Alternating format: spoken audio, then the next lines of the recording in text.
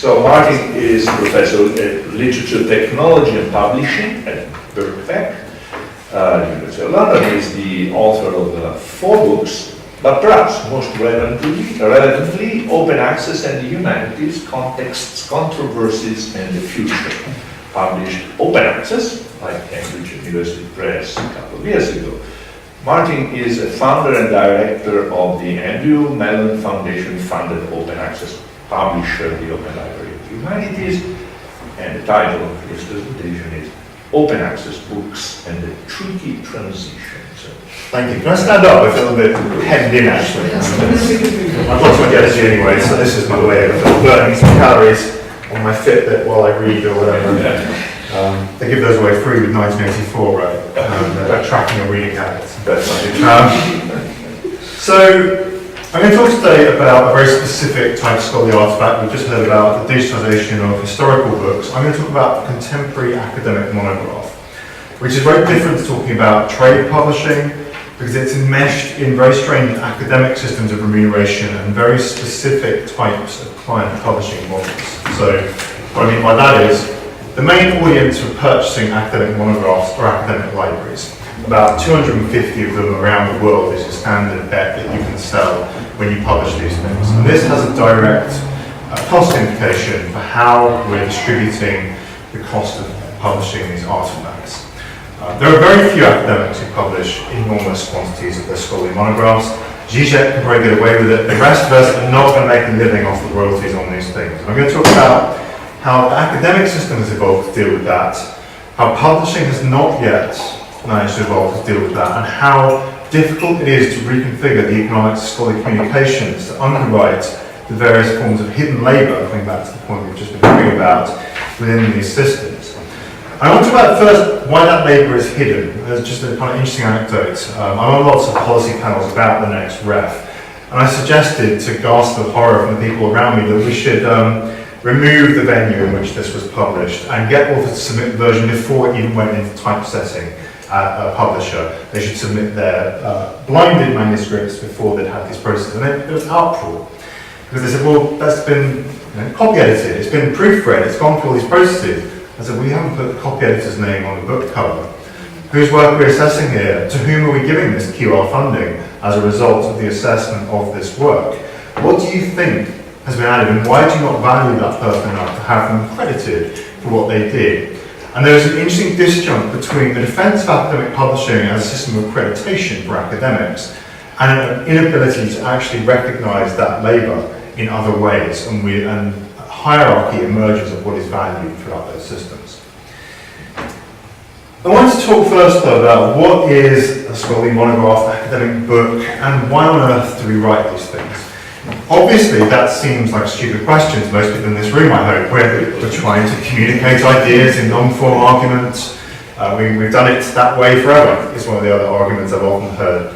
That's not necessarily a good argument in itself, but there is a tradition of this form of argumentation in humanities that gives more space than the 8,000-word research article that is more common in other disciplines.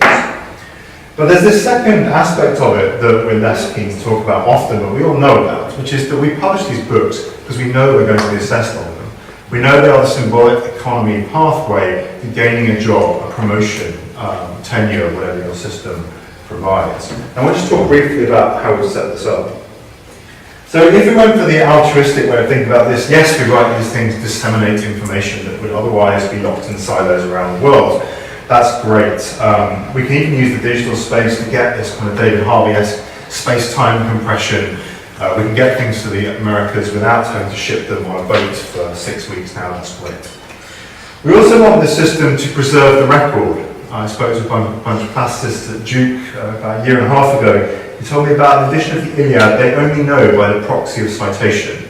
The original edition had vanished, but there were versions citing this. We don't really want that to happen with scholarship.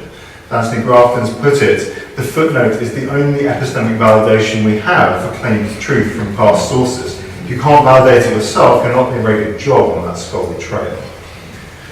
We also want from this system, though, a way of avoiding reading. Now that sounds bad, it sounds like I'm being a really bad scholar here, but what I mean by that is that too much is published, even within niche sub-disciplines, for us to be able to read everything. We need value signalling frames that can tell us where to spend our scarce attention time. So there's a great anecdote that Jeffrey Builder tells about, so I'm just going to recount briefly. You can tell an academic in a bookshop, because the normal reader goes to the shelf, takes a book off, and might read the back cover, but then we'll go to the beginning and start reading a few pages. And the win for that reader is to be able to say, this is the book I want to read, I'm going to take that home and buy it, whatever. The academic reader goes straight to the bibliography at the back. Am I cited? Other people in the field whom I think are experts cited? What does the index look like? What's this alternative topography telling me about this work? You might glance at the table of contents. But the difference is that for the academic, the win is to put the book back on the shelf and to not have to spend time reading it because there is too much to read always. And the frames we develop for this are not often very good. In fact, they're usually very poor proxies for the work within. We use things like the name of a press, the name of a journal, these aggregated out proxies for quality that don't evaluate individual artifacts. There was a mention in the previous talk of how good we are at judging what's best. I've done a lot of work recently on how we appraise excellence and how good we are actually at seeing it in isolation without frames. The answer is we're very, very poor. Peer review is mostly statistically insignificant with the number of readers we conduct upon it, and it's very difficult in advance to predict how well something will be received. Some things you can get consensus on, the majority of artifacts are difficult. So while I'm saying that we use poor proxies, I'm also saying that they might be the only things that we have contextually that actually give us any meaning, but they might themselves be meaningless, I'm not sure. So what does this look like from a researcher's perspective? These are people or institutions throughout, by the way, not toilet signs or anything like that. It was the best image I had. We have a system that's developed where we pay researchers in an ideal situation a salary so that they can investigate niche topics of interest and are not dependent on selling their books to earn a living. Now I know we have much precarity in the academy, and for many people that ideal is not achieved, but fundamentally I think that's what we're aiming for. And it's great because it enables a paradigm of what Kuhn would call normal science. That applies to the humanities equally as well, where we want incremental increases in knowledge in niche esoteric areas to add up to a grand total. By those accumulation of parts, we become greater than the sum of them. In this situation, most universities in the UK have IP clauses that allow researchers to give their work away to wherever they would like them to be published. They leave that decision to researchers. This was traditionally done because in the age of print scarcity, there were known venues that scholars were aware of that university administration didn't want to consider itself with, and they would decide that's where it should go because that's where my peers will be who will read this work, and they'll buy these limited print circulating copies. In any case, there's no financial transaction usually at this point. There are book royalties, but you can go to the pub once a year with your family if you're lucky. That's nice, but it's not going to keep you afloat. Your salary is what does that. We then come though to the set of assessment paradigms, whether that's a hiring panel, HEFKE's REF, NEH grant panels in the States, etc. When people are looking at a CV, and there's a severe labour shortage at this point in the cycle is what I want to point out. Say we're appointing in my English department. We usually have 200 to 250 applicants for a single junior post. Most of them have at least one book. And we have to somehow appraise whether or not we should give this person a permanent job. We can't read 250 books in the time between getting them in and shortlisting them. So we start to revert to these proxies for quality that I mentioned earlier. They're deeply problematic, and often in that case we're hiring someone in a field because we have a shortage in that field. We'd be hiring medievalists because we don't have enough medievalists. So there's even less labour that is competent to appraise how good this work is. The point is though, if you can fulfil the proxies that we use here, it turns back into a salary, into a promotion for a researcher. So while we often say we do this work for love and joy and give it away, actually there's a self-motivation within this cycle, and we all know how to play that game. Because if you don't know how to play that game, you haven't got anywhere in academia. It's basically the first thing you're indoctrinated into subliminally in any kind of PhD graduate student process. The symbolic economy maps onto a real economy, though, of library publishing that has become increasingly more problematic and that forms an framing context for how we think economically about the scholarly monograph. This is actually predicated on a talk I give about journals usually, but I think that we can't think about the economics of scholarly books without considering the economics of science journals, which consume the majority of library budgets these days. Fixing the problems in science budgets is actually crucial to our continuing ability to support the scholarly monograph in the humanities. And just thinking it's their problem is not going to cut it, because what they do is consume more resources and cut out. Over the last 40 years, monograph budgets have remained steady in absolute terms perhaps, but that's a real term cut to most libraries around the world. In any case, let's look at this other circular diagram I've got here. Researchers give work to publishers, and publishers conduct various labour functions on it. Publishers is not one homogeneous group. There are university presses who are one lawsuit away from bankruptcy, and there are mega publishers like Elsevier who make 37% profit and turn over £1 billion profit per year in the middle of global recession just off publishing scholarly material. So it's either very lucrative or completely unlucrative, depending on which publisher you ask. And there's a range of actors with different missions within that. There are for-profit entities, there are community-owned entities, there are mission-driven publishers. So I don't really buy critiques of publishers. We need labour functions. They're achieved by a variety of entities. You can quibble with the different models as you see fit. In any case, libraries are the ones who actually purchase from publishers, often on the instruction of researchers. But I have never heard a researcher outside of an open access conference say to me, I didn't publish in that journal or with that press because my library can't afford it. The economics of purchasing are not consideration in playing the symbolic economy of being hired, being assessed, and being promoted, etc. These are thought of as two separate spaces, but the behavioural patterns are completely interlinked and map onto one another. There's also various other forms of labour, so about £1.9 billion of cash costs of peer review are given to publishers every year by universities to conduct a review of that. Again, researcher behaviour logic is, I'm doing this as a service to my scholarly community for other scholars. If we made that a labour function that was required of a publisher to be paid for, the economic profile would change substantially, and as you saw, publishers would be completely unviable. So the economics here are complicated, and the point I want to make though is that scholarly monograph publishing, in this country at least, has increasingly been dominated by a small number of players. I think of the recent purchase of Ashgate, for example, and it's near Chatham by Tony Francis Group. But also you can think about Tony Francis' Informer Group and what it's bought previously. The way in which Method and Drama, Art and Shakespeare, all these previous publishers have been aggregated into one entity. Bloomsbury is another big buyer up on Harry Potter millions of smaller presses. So fewer and fewer options and bigger publishers. And what does that mean for the economics of this space? So a real kind of thorny question is, how much does it cost to publish a digital book? I put digital in brackets there because then Catherine Hales has quite persuasively argued that we've had digital publishing processes for print books for at least 30 or 40 years now. We just use them to run them through a printer at the end of that process. But I'm talking very conventionally here. I'm about print monographs that are long-form text. And the reason I'm doing that is because the costings I'm about to go through are for that type of artifact. And when we move into the digital space, it's very tempting to start to think of all the things we can do. We could have interactive artifacts, we could have the rhizomatic cross-cutting that was mentioned earlier, but each of those forms requires new types of labour. They require coding, they require digital preservation, they require fresh legal approaches, accountancy, business overheads. There are different types of labour in producing different types of digital artifacts.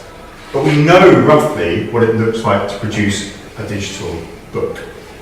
So there's a report commissioned by the Andrew W. Mellon Foundation from Ithaca that put the range in 2016 over a range of types of university press at between $15,140 for one book up to $129,909 for a single artifact. Do not tell the deans who are overseeing these university press departments in the States these figures, because they will shut down these presses immediately. In fact, I think that the way that the presses have reported this is a complete suicide. They reported figures to Ithaca that were based on a desire to avoid being forced to do open access. They thought if we can get these figures high enough, we won't have to consider this. Let's tell them about the scholarly edition we produced that we think cost $130,000, and then they'll say it's impossible. Well, there's another way it's going to be deemed impossible if they say that's really what it's costing you, and I think it's a very dangerous line that's being walked there.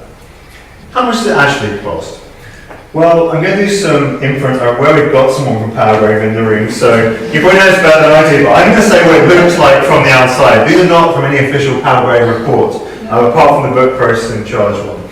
So let's assume that I wrote a book for Powergrave, I have written a book for Powergrave, and it sells 200 copies, which, you know, could be okay. You'd hope to sell a few more than that, 250, but 200 would be okay. They go at about $95 each in my disciplinary space, so you've got a return of $19,000 to Powergrave from that. Discount. Okay. So 19,000 and a bit more is what you're looking at a return from that amount. The book processing charge from Powergrave that I saw listed the other day is $17,000. That is right. That's good. I'm getting nods. That's what I thought. Yeah. The point I wanted to make there is that there's some variance between these figures anyway, and what you're looking at is probably some anticipated print sales but diminished print sales as a result of that. Cambridge University Press somehow has a book processing charge that's quite different, $10,000, and Ubiquity Press, a new startup, thinks it can do it for about $7,000 US. Okay, so where are all these dollars going and what does that actually mean? Okay, this is quite easy to model if you have a basic spreadsheet, but very few people do. They just see those headline figures and bop and think, if we made university researchers or their funders pay that, we could never get that kind of money. Well, we do somehow, because at the moment, that is what these books are returning to publishers, but it's a matter of distribution, as I'll come back to. So let's assume you run a small publisher, and I'm quite good at these figures because I do run a small publisher. So let's assume you're setting up a new book publisher, and you can get 3 staff. So you can have a marketing member of staff, a business member of staff, an editorial member of staff, and somewhere there's going to be some tech in there as well. You're going to need some travel, so you can actually go around and market these books, so you can sell them. You're going to need membership of CLOTS for digital preservation, Crossref, COPE, Committee on Publication Ethics, Counter, Statistics, and various other professional and service organisations that help you. I've Crossref in there twice because I'm lazy and didn't check my slides, sorry. Those staff costs and those memberships, I think, can be said to come to just under about 200k per year. You're not paying staff a brilliant rate to run an organisation. If you're running a basic four-mission publisher, you could do it. I haven't really put estates in there as much as I should though, because I'm assuming that if you're running a small press out of a university, you can crib estates off your department somehow. That's not the case for publishers outside of university systems. They have very different expectations on having offices. Then let's assume you've got some production costs. These are usually outsourced to the Indian subcontinent.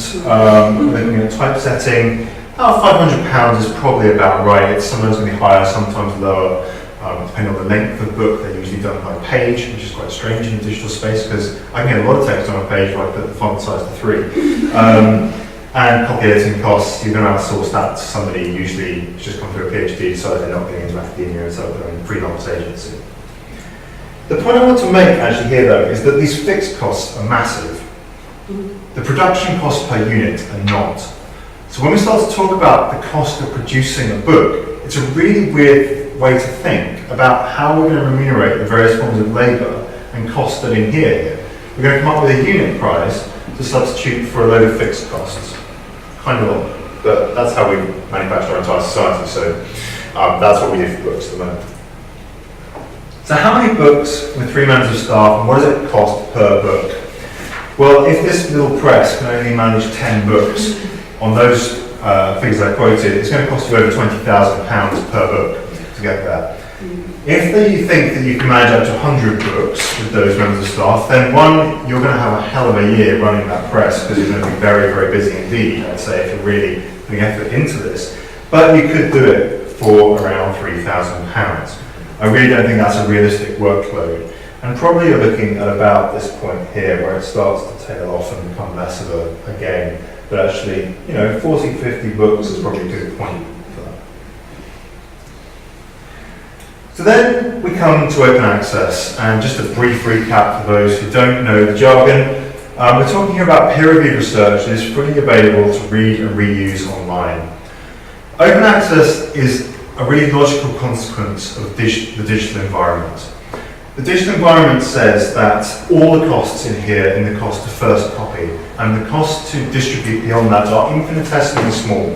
They're not zero, but actually they're not massive. You have ongoing infrastructure provision that seems to be part of the first copy cost, but nonetheless it seems to say we should let people read it. And there are a variety of very compelling reasons behind open access in which I truly believe for higher education I wouldn't do most of the work I do. But just to quickly recap, gold means the publisher is doing the work. So if you're running a gold open access publisher, you're going to make the work available for anybody to read. It's not going to be done by anybody else, so you probably need a different business model. The dominant business model that has emerged for open access books is called the book processing charge, which is a mode where we say, okay, we can't get a subscription because people in a classical economic model won't pay for something if other people get access without it. So we say, okay, so it's a service then to authors and institutions. They want the labour of publishing, so we will charge a researcher, their institution, or their funder. Seems to make sense. It seems to be a reconfiguration of what's going on. We're going to talk about why it's pretty bad in a minute. Green open access, on the other hand, which is prevalent in the journal space, refers to conditions where you publish wheresoever you'd like, and you put a copy of the author-accepted manuscript, or later, if permitted, into an institutional repository, sometimes after an embargo period, sometimes not, depending on publisher policy. There is no current evidence that green open access causes damage to subscription models, but we don't know what it looks like when you get to near 100% green open access. The problem there is that you can use that logic to say, well, we shouldn't do it and we should never do anything different because we don't know what it looks like when you get into the future. But it is nonetheless an interesting fact. So green is dependent upon subscriptions being maintained, because if they drop, publishers will just say, well, you can't do this anymore. And we're signing our copyright over to publishers in the most part, so they really could stop us if they wanted to. Gratis is a permissive term, meaning things are free to use, free to read, but not necessarily to reuse. Creative Commons licenses are the most common form we use for Libra open access, where we also let people redistribute, remix, and reuse in various ways with different degrees of permissibility. That's my geeky matrix of open access terms. I want to talk now a little bit about the forthcoming REF mandate for OA books and what it proposes, though, in accordance with those terms, before I come back to book processing charges and why we've got a problem.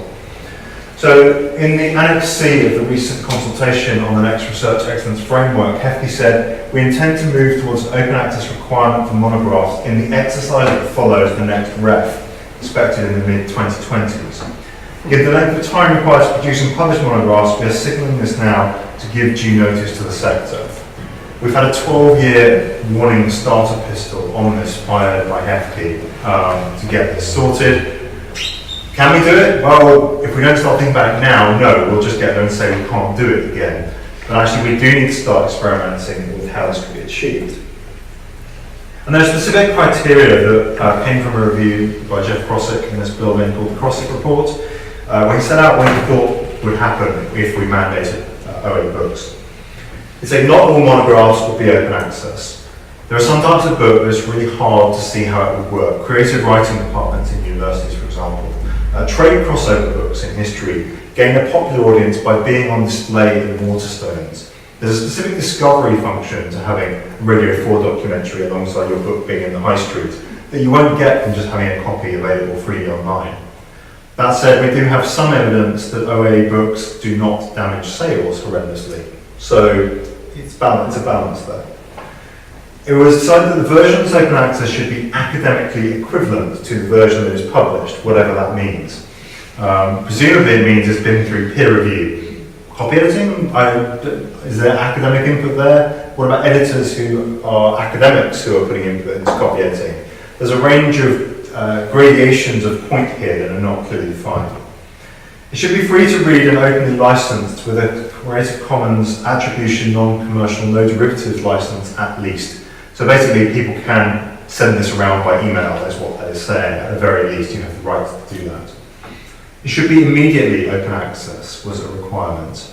The open access mandate for journals has had various embargo periods for different panels, up to 24 months for humanities panels, because that's supposedly the half-life period within which these artifacts are bought, and so afterwards you're okay. That's not the case for what they want for open access books. There's no single business model prescribed, which is interesting, I think, and important because of what I'm about to say. And it doesn't replace print.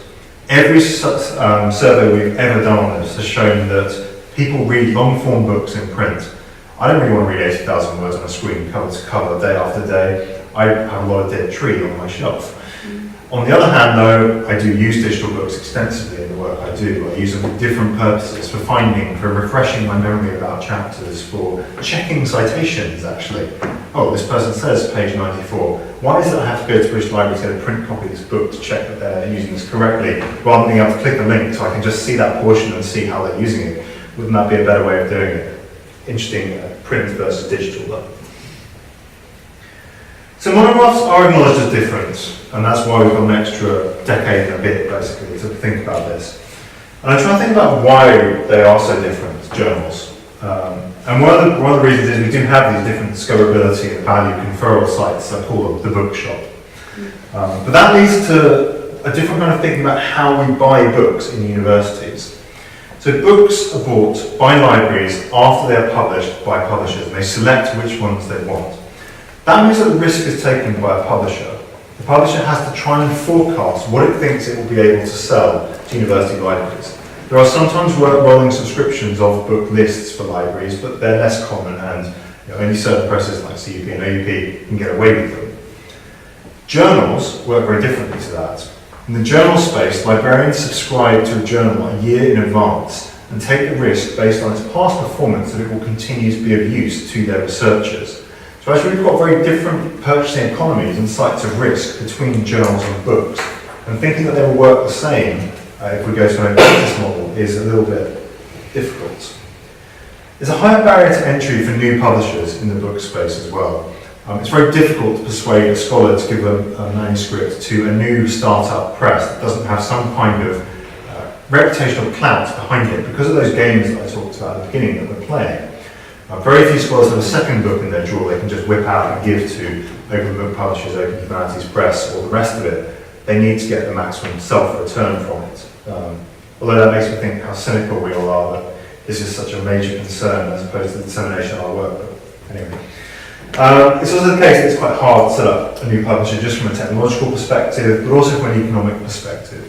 Even if you thought those book processing charges could be got down to a reasonable level, you have to have the income coming in so that you can pay your staff to do it. And the risk in that is quite enormous and difficult to balance, and I see that every day. New organisations need either venture capital or philanthropic grants to get off the ground. Book processing charges for monographs, though, scale incredibly badly. We had 5,023 monographs published in 2013 by just the largest 4 publishers, according to the Crossing report that looked into this. The figure that was submitted to REF was similar to that. If you look at the various prices, I'm using an outdated price from Ubiquity Press here, it's slightly higher now.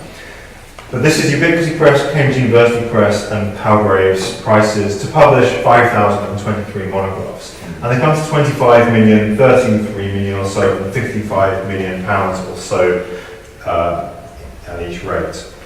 But the UK spend on all books in 2010-2011, the Sconal report was just 60 million.